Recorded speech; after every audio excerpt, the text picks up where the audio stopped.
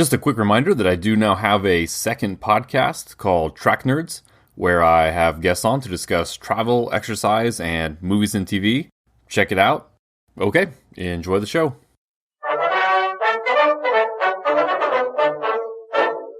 This is probably the biggest disparity, I would say, from one week to another week between, like, quality. Yeah, but it has nothing to do with Motorcycle Diaries, technically. I mean, it is a good movie, but like any movie that followed Evita was going to be the biggest disparity from week to week. Okay, let's not mention Evita, although this movie also starts in Argentina, right? Because isn't Che also from Argentina? Yeah, he is. So the biggest thing to note, and I feel like people should know this going in if they're going to watch a movie called The Motorcycle Diaries, the motorcycle doesn't make it to the halfway point of the movie.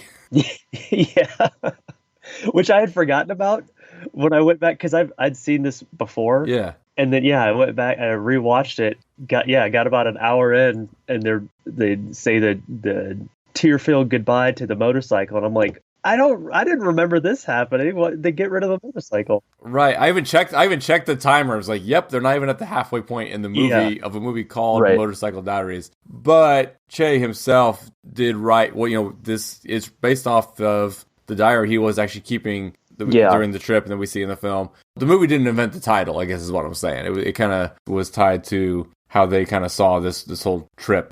Now, so this is definitely going to be more nuanced than last week. Let's not. Okay, we're done talking about last week. So yes, Che is a very, very interesting character, and the movie, probably to a fault, paints him as a hero. Yes. But at the same time, despite a lot of the bad things he would go on to do in his real life, I do think it is probably fair to say his motivations were pure, even if he kind of became an extremist in how he wanted to bring about the change that he wanted. Yes, and at least at this point in his life, because like this is all about before he became like Che Guevara, like the historical figure. This is like him. How old is he at the beginning? He's in his 20s, right? Right. 23. He's he's basically taking a break from medical school to go on this trip. Yeah. Okay, so cutting to the end of the real life. So those that don't know exactly who we're talking about, if you've seen like the famous Cuban revolutionary, and it's kind of that stenciled image of this kind of guy looking off with the military hat and the unkempt facial hair. It's kind of this iconic image for fighting the powers that be, and it just says Che underneath a lot of times. So that is Che Guevara, the revolutionary who helped Castro when the communists took over Cuba. This movie is about him as a young man going on a journey with a friend based on a real life journey that these guys actually did, driving a motorcycle and then also, cars and boats and various other ways, getting around South America on kind of this tour, to basically backpacking around South America to kind of get to know their continent, because I don't think they had ever really left Argentina before. So it's just kind of this coming of age story that does paint this guy as this young doctor who wants to honestly help people, and kind of just how he was changed by this journey. So the movie gives us that journey, and it does a really, really good job of making these guys seem like real young men, and they're kind of, they're gonna mess around with girls, but then also come to help people, also get in trouble for unrelated things, and have car trouble. It's almost kind of just a buddy movie, and it culminates when they end up at a leper colony in Peru. Again, this is all based on history. These guys actually did end up helping at this leper colony. It really just kind of gets to them that the poverty they see, here and all throughout the continent just really, really drives home to them. And again, we know, having, knowing what happens in history, that just really, really drove home.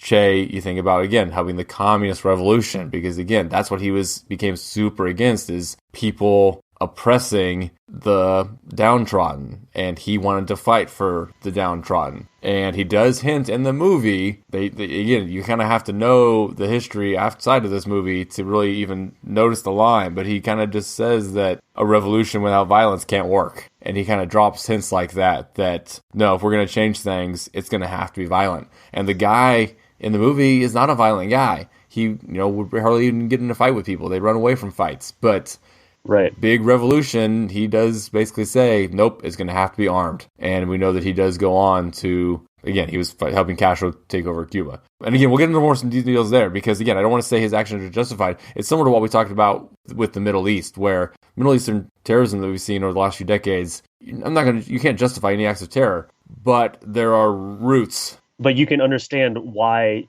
I'm trying to find a way to say this. Their actions they're understandable. They're not necessarily justifiable. Right. You can understand their thinking and how they might get to that place. Right. Yes. And that's the same with Che. He thought he was overthrowing the suppressive powers and was helping the downtrodden. He was okay with killing the oppressors to do so. Right. And a lot of it was because of this journey is where he sees the disparity between the haves and the have-nots. Right. And basically sees it as not just like an Argentinian problem or a Peruvian problem. Yes. He sees it as like an overall humanity problem. Yeah, exactly. Right. And not even just like, oh, South America needs to be fixed. Like he's like an issue with all of humanity. Right. So again, here from the Wikipedia page, it kind of talks about how, from studying Marxism and Leninism, he kind of came to believe that the reason, not just that the, people are oppressing the poor, that the third world is poor because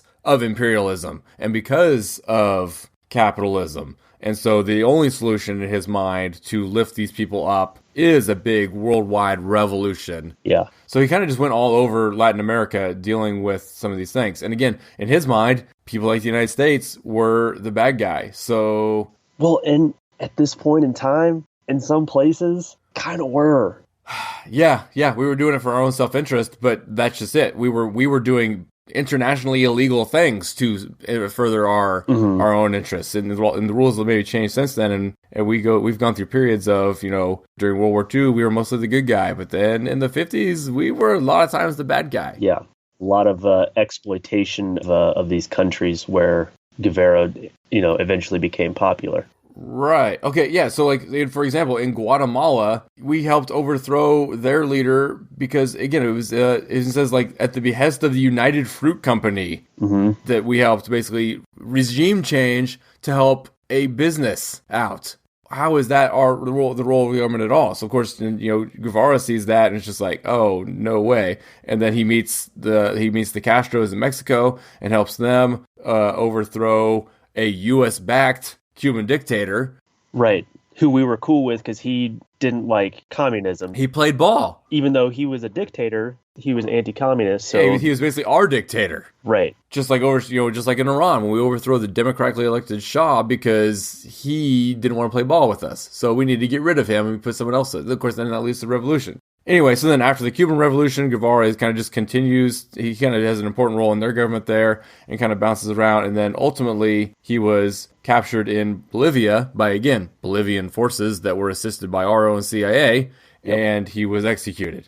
So again, despite his seemingly pure intentions, a lot of time, this was a guy who would just blatantly murder his political opponents, was against the free press, and also says put homosexuals in forced labor camps. So this wasn't a good guy. But I would say, though, compared to, say something like a Stalin, or, I don't know, we'll just use Stalin as the proxy here, but someone who, they don't care about Marxism. Stalin didn't care about Marxism and bringing the people up. He cared about being in power. He just wanted to be in power, yeah. I would say, however, Che, even though he was ruthless and at times cruel, was wanting to help the greater good and does not seem to have cared about power or have been particularly ambitious.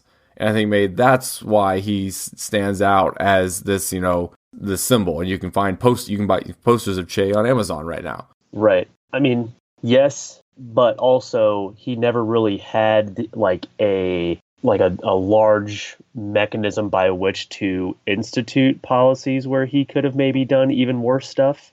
Oh, basically, right. If he had actually been in power, would we be talking about him as one of the great dictators of all time? Right. He just never actually had that power. But again, I'm saying he didn't necessarily even seem to seek that power. He was just kind of the guy behind the scenes assisting those. Yeah, but yes, once the Castros take power, it's not like he was against them being in charge or against anything they were doing. Right. Yeah. So back to the movie a little bit. It was kind of cool. So his actual buddy that Guevara went on this trip with makes a cameo at the end of the movie. Did you catch that? That old guy was the actual guy.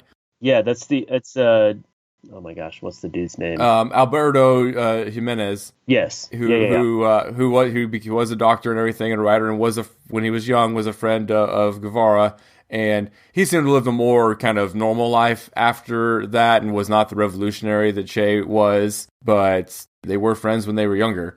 And I think he actually wrote the memoir called "Traveling with Che Guevara: The Making of a Revolutionary," which the movie was partially based on, as well as, of course, I think Che's own writings. So the other thing I want to mention in the movie is more on their time at the leper colony, because we've seen leprosy before in something like Ben-Hur, and Che and his companion really take issue with how the lepers are being treated. So they're down in, is it the Amazon there in Peru, or is it a different river? I was lose track of where the Amazon is. I was thinking the Amazon being more in Brazil. It's the San Pablo leper colony. The Amazon does flow through the northern part of Peru. Okay. But that being said, I don't know if Che makes the swim across the Amazon River or one of the many, many tributaries and offshoots that are around this area. Because, I mean, the Amazon River is like a mile wide at this part of the river. Right. Okay, and where he crosses it in the movie, it does not appear to be that wide, because they're still shouting at him across when he's all the way across, so you can't shout across a mile. But yes, so yeah, that's kind of where I was going, though, that they have the lepers living on one side of the river, and all the doctors and nuns and everything treating them live on the other side of the river, even though they say that once leprosy is treated, it's no longer communicable. And so Che kind of then says, like, well, so if it's not contagious, why do we need to wear gloves? It's like, well, we don't. It's just the rule, and the nuns are real strict on the rules. And Che's like, no, screw that. And basically, the lepers love him because he actually starts treating them like regular people. He goes and he's playing soccer with them. He's hugging them without any kind of, gloves or anything on, because again, they're not contagious. So he's like, what's the big deal? Right. Which is something that I actually learned from this movie. Yeah. Oh, yeah. I mean, I looked it up later, but like, no, it's true. I had always thought that, because you always hear about, leper colonies, or like treating someone like a leper, you isolate them. Right. And I thought that was legit. I thought that, like, oh, leprosy is super contagious. If you touch somebody, like, all your fingers will fall off. Well, it's hard not to think that, because why are they isolated? Why are they isolated into their own colony then? Well, it's because people didn't understand. Right. Okay. Back in in ancient times, people didn't understand why you would catch leprosy, but it's only transmitted, I think, by like mucus and saliva. Like, it's not even touching. Right. Like, if you shake hands with someone that has leprosy, you probably won't get leprosy. It's like you have to have like repeated contact with mucus and saliva from that person to get it. Because it is kind of I think I remember researching it for Ben-Hur that it was kind of a bacterial infection. Yeah. Yeah. That being said, this is not medical advice. If you around leprosy, for sure, wash your hands. Don't go hugging lepers and blaming us. But if you don't hug them, we're going to think you're a horrible monster too. So. Yeah. So anyway, but yeah, it just kind of highlights how Che definitely saw everybody as equal, and an idea that they addressed in the movie and that he had in real life was he kind of saw this perfect Latin world where everyone from northern Mexico all the way down to southern Argentina and Chile saw themselves as one united people. That was kind of a dream of his, to not feel as separated by the countries, and to feel as a united people that could speak up together on the world stage and look out for each other. And they kind of work into the nickname Che in the movie too. When they're in Chile, a couple girls are kind of, and again, it was kind of almost, they said, like a quirk of their accent, that the way they pronounce a certain thing, that just Chilean girls were like, Che.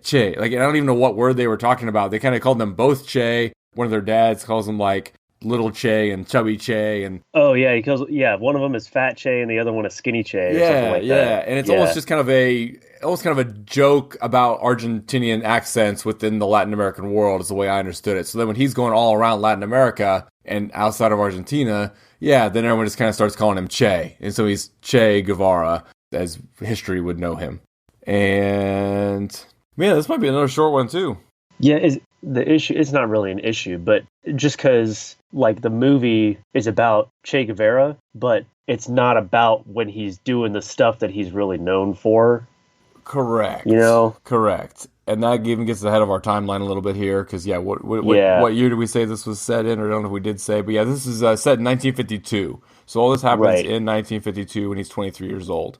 So he was killed in the late 60s. So yeah, I mean, shoot, honestly, so he was young. I mean, he died when he was 30. He was killed when he was 39. Yeah. So, but I mean, yeah, going back, he was anti-imperialist, and he was, like you said, he wanted the kind of one identity of all Latin Americans to kind of have solidarity together. But he also, like, he went to the Congo, he went to Africa to help advise and assist in communist revolutions there before he came back to Bolivia.